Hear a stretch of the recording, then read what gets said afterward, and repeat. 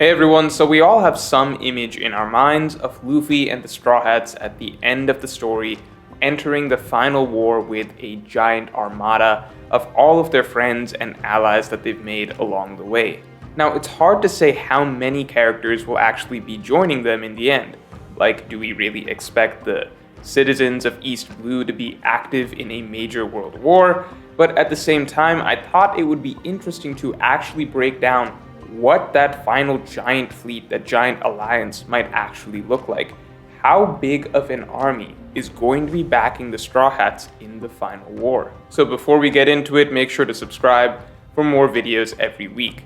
Now, in a previous video, I talked about how there is a distinction in my eyes between characters that make up the Straw Hat Grand Fleet versus characters that should be just considered allies, right? So the Grand Fleet members are literally subordinates to the Straw Hat crew. They drank the father and son's cups, and whether Luffy likes it or not, the Grand Fleet consider themselves Luffy's personal army. So that is very different from forces that are more so allies of the Straw Hats, right? So this collaboration in Zou, for example, of the Ninja, Mink, Samurai, Pirate Alliance, that's a very different dynamic than what the Grand Fleet is to Luffy. The Minks, the Samurai, and the Heart Pirates are allies to the Straw Hats. They're not his subordinates. I think things may get a little more complicated if certain nations start actually flying the Straw Hats' flag of protection, for example, Fishman Island, but for the moment I'm just addressing the notion that anyone that comes to Luffy's side in the final war is not really part of his Grand Fleet. That would not be the case. There would be, of course, Luffy's own personal fleet, the Straw Hat Grand Fleet, but then there will also be a far larger accompanying alliance besides the Grand Fleet, composed of simply friends and sympathetic nations that we could expect to join Luffy and the rest of the Straw Hats. Kind of like how Whitebeard had his own crew and fleet, but a lot of the other pirates that showed up at Marineford were simply independent allied forces. So just getting that out of the way to make it clear that I'm not saying that everyone I'm going to list from here on is going to join the Straw Hat Grand Fleet, just that a lot of these figures may show up for the final battle to help out the Straw Hats. So that being said, let's start with East Blue.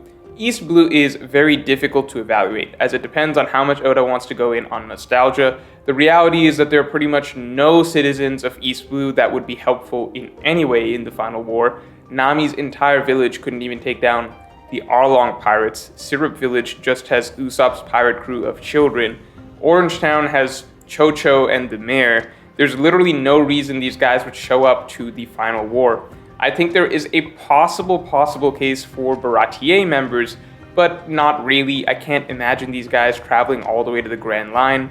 Maybe Johnny and Yosaku, interestingly enough, if Oda literally just wanted to reintroduce some old gag characters for old time's sake. But for the moment, I'll just say, let's play it safe. Let's say no one from East Blue is going to be there. If they are, pleasant surprise, but for the moment, let's assume no. So, on to the Grand Line. I think the first island we can expect some allies out of is Little Garden. So Dory and Broggy are undoubtedly good friends with the Straw Hats at this point, and Hadrudin has already started the initiative to bring back the giant pirates. Now, would Dory and Broggy take a break from their duel to go all the way to Marijua?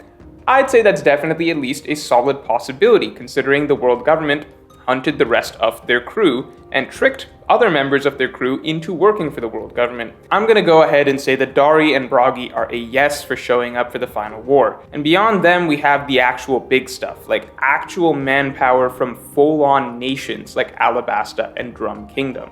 So keep in mind, no matter what, there would need to be some great catalyst in the world for nations like Alabasta and Drum Kingdom to suddenly rebel against the world government. Obviously, these countries are friends with the Straw Hats, but that's just not how that works. First of all, most nations have no idea how bad the world government actually is. So it's not like if Luffy just had called up Alabasta and said, hey, I'm going to Enies Lobby to go save Nico Robin, that suddenly the entire Alabastan army would have declared war on the world government. No, there needs to be some huge catalyst that makes it so that nations would be spurred into action against the world government and would then naturally side with the Straw Hats in the coming war. And that has seemingly been hinted at by the Great Cleansing the Gorosei were discussing. Not to mention Vivi herself already seems to be on the chopping block. So, assuming the world government begins to take certain particularly brutal and authoritarian actions that would necessitate one final war for the world government to be overthrown, that other nations could be invested in, in that scenario, I'm assuming that nations like Alabasta and Drum Kingdom, that are already friends with the Straw Hats, would be willing to fight on the Straw Hats' side. And what's interesting and easy to forget is that Alabasta in particular is actually likely to be the largest army of any allied nation the Straw Hats would have on their side in the end, because the Alabastan Civil War featured about 3 million fighters between the army and the rebels. So that's actually far, far bigger than any other nation the Straw Hats have allied with so far, with even Wano's samurai only numbering in the few thousands. So Alabasta alone might actually provide more manpower than all the other allied forces and nations the Straw Hats would have at their side combined. So Alabasta is a pretty big deal. Then the tricky part is the Skypians. I actually think the Skypians will not be involved in the war on the Blue Sea. I don't know who exactly would tell them about it, and even if they heard that there's a war going on in the Blue Sea, I don't know why they would come and help. I mean, obviously they're friends with the Straw Hats, but again, that alone is never going to be a reason enough for a nation to come fight for the Straw Hats, right? There should be some sort of larger catalyst. It would be kind of strange for the Skypians to basically cross universes out of nowhere and come down to the Blue Seas to fight in a war that has nothing to do with them. I mean, again, it's not like the Skypians are coming down to help the Straw Hats any other time the Straw Hats are in a conflict, so what would be the difference for the final war? The other reason I think Oda may not get the Skypians involved is because Wiper in particular would be a difficult character to write.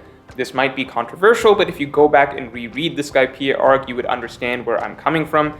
If you want a true rival for Luffy, right, someone who legitimately has the same willpower as him, that's Wiper. Throughout the entirety of One Piece, the only arc where there was ever a character who was clearly Luffy's equal in every sense of the word, meaning not just physical combat, but determination and spirit, that was Wiper. He's the only character to this day that blatantly outshone Zoro when it came to taking damage. There's a reason that Oda only wrote a character like this in an arc like Skypiea, because that way Oda could keep Wiper separate from the main story. Wiper's in his own realm in the White Sea. If Wiper was in the Blue Sea, then forget Kid, Luffy and Wiper would be what the battle for Pirate King came down to. And if you doubt what I'm saying, go reread Skypiea because you have forgotten what this man was. So I think it's unlikely Oda gets a character like Wiper involved in the main story again, unless Oda went with the excuse that, Wiper stopped getting stronger because there was no battles to fight up in the White Sea or something, and then you could reasonably reintroduce Wiper to the Blue Sea. But long story short, I think no Skypians in the final war because it just doesn't make sense for them to be involved in the Blue Sea War, and I think Wiper is not a character Oda wants to mix into the main story. Now, the one counterpoint is that if the lore of the Sky People turns out to be so important that the Skypians themselves have to be involved in the final war, as it affects both seas, then of course we will be seeing the Skypians again, and probably with a nerfed Wiper who hasn't gotten stronger over the years. Now, long tangent about the Skypians aside, next we have the City of Water 7 and their shipwrights. I would bet that the shipwrights would be involved in a full-scale rebellion against the world government because they already did that, so this is nothing new for them. Frankie family would be involved, of course, as well. Next up, we have the Rolling Pirates. I think that they would join in with the Straw Hats as Nami and Lola have that connection, and Luffy obviously saved their entire lives and got them their shadows back. And what's interesting is it's possible that they may influence Capone Beige to side with the Straw Hats as well, as Lola, of course, besides her lifelong bond with Nami, the Rolling Pirates and the Fire Tank Pirates are now bound by marriage. However, I want to save the Supernova discussion for later, so for the moment, I'll leave the Fire Tank Pirates up in the air and just say that I assume the Rolling Pirates will be involved. Now, beyond them, I personally don't think Rayleigh and Shaki, for example, will get involved, as Rayleigh seems to enjoy being retired, and I personally feel he is confident in Luffy and the Straw Hats to take up the mantle and do what the Roger Pirates could not. That's why Rayleigh trained Luffy up in the first place. However, the Sabaody arc in general did end up giving us a lot of potential allies for the Straw Hats. I think Perona is a hard call. It depends if she ends up reuniting with Moria. I don't think that she's that attached to Zoro. I think she is attached to Zoro, but I don't think she's that attached to Zoro and the Straw Hats that she would drop everything and join a huge war on their sides. But who knows? I'll personally leave her out of it. The Newcomer will likely be fighting on Dragon's side anyway, so they're accounted for, so I'm not counting them for the Straw Hats. But besides that, we have potentially Nami's friends, the Wetherians, Chopper's birds from Torino Kingdom, and Usopp's guy, Heracles. And I don't really know what to say about any of them. I know the Weatherians popped in to help Nami out and spread some bad weather for her, but a full-on war, I just don't know. I think even Heracles seems like he's a tough pick for me to confidently say that he'd go to war with the world government to help Usopp. I think we just don't know enough about him. For the moment, I'll just say that the only friends from the time skip that I'm confident will be on the Straw Hat side in the final war are the Kuja pirates. Or really, we could just say all of Amazon Lily. Why? Because their ruler is obviously Boa Hancock, which means it's basically a guarantee that she will throw her entire empire at the world government if it's to help Luffy. Now looking at the New World. First, the nations that I believe would help the Straw Hats are fairly straightforward. We've got Fishman Island, which is all but ready to fly the Straw Hats flag already, and has a long-standing antagonistic relationship with the world government. We've got Dressrosa, which also owes a debt to the Straw Hats and has suffered at the hands of the world government, very similarly to Alabasta. Oda is clearly tying these two nations together in terms of their goals and histories. Then we have Zou and Wano, which are pretty easy guaranteed picks. And finally, as long as Luffy and the Straw Hats are in some way responsible for the defeat of Big Mom, which I still believe they will be based on Luffy's repeated statements, I think Elbaf will be on the Straw Hats side as well in the end. I mean, Hajrudin and the current giant pirates are already in Luffy's fleet. The two greatest giant warriors we know of are indebted to the Straw Hats.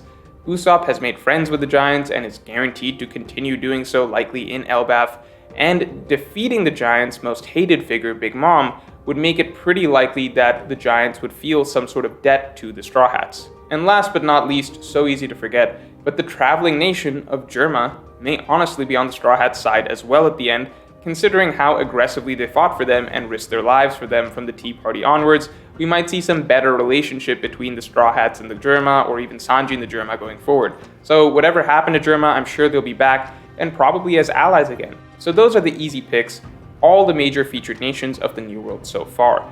The tricky part is when it comes to individual forces, as well as what the Grand Fleet may be up to. By that I mean the Grand Fleet has clearly been spreading, the good word of the Straw Hat Pirates, somewhat forcefully.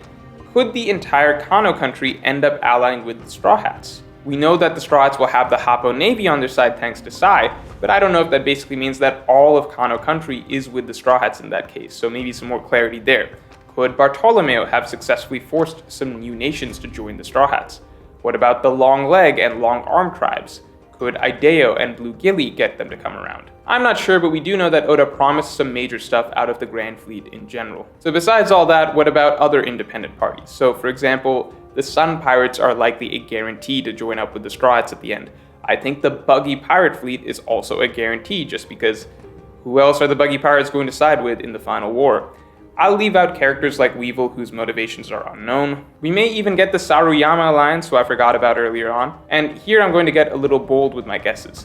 Since we're getting Marco joining in on the Wano War, I'm actually going to go ahead and claim that I think that the rest of the Whitebeard Pirates will help in the final war as well. Assuming Big Mom goes down and the Big Mom Pirates get some degree of restructuring, how do you all feel about a Katakuri-led crew of Big Mom Pirates remnants helping Luffy? It's really hard to say. I mean, I don't know if Katakuri became that buddy-buddy with Luffy that he'd come and fight for him. It felt more like mutual respect at the end of their fight. But at the same time, the Sanji Pudding connection is there. And if the world government does go on a great cleansing, then, maybe the smart move for Katakuri and the Big Mom Pirates may simply be to join the winning side once the war breaks out. And Katakuri himself began to believe that Luffy's would ultimately be the winning side by the end of their fight. So then finally it comes down to the other supernova. While I think most supernova will not join Luffy's side, the only one I will confidently say I'm sure won't be on Luffy's side is Kid. I also think Law will die at some point in the story sooner or later. Law's ability is the definition of a Chekhov's gun after all, but maybe Law makes it to the final war and is on Luffy's side during that time before dying. So really here it gets tricky. I would personally prefer it if all the supernova didn't just join up with Luffy, but at the end of the day, I do feel like that is where Capone Beige may be headed, for example. Just the marriage with the Rolling Pirates helps push him in that direction. Still, it's possible that the supernova will join Luffy by the end, not necessarily because they're all friends, but just that if push comes to shove, if there is a great war, then pirates would side with pirates before the world government, and Luffy would be the Pirate King by that point after all, you know, the one they've all seen succeeding and doing the impossible for so long, etc., etc. But for the sake of this, let's just keep the supernovas out of it. I think let's go with the fairer, safer assumptions so far, because this is more for fun. So with the Whitebeard remnants and the Big Mom remnants being the only two real questionable groups that I'm going to slip in here, I think everything else makes reasonable sense. So Luffy's final fleet will look something like this.